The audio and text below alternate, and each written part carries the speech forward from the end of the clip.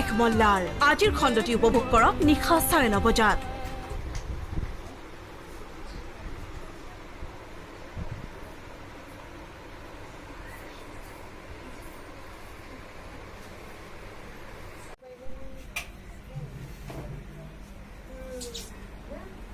মই তোমাৰ বাবে একো কৰা নাই মা, যি কৰিছোঁ নিজৰ বাবে কৰিছোঁ, নিজৰ স্বাৰ্থত কৰিছোঁ।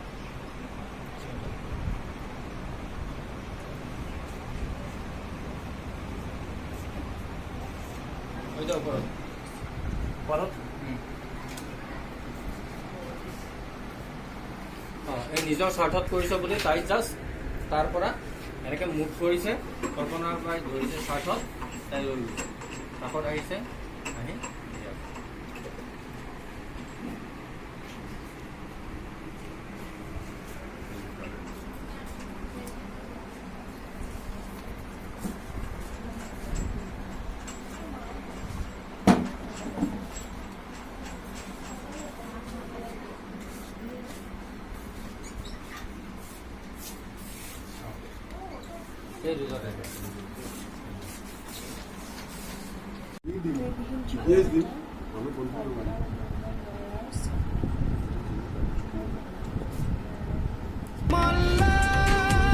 মেঘ মল্লাৰ আজিৰ খণ্ডটি উপভোগ কৰক নিশা 9:30 বজাত।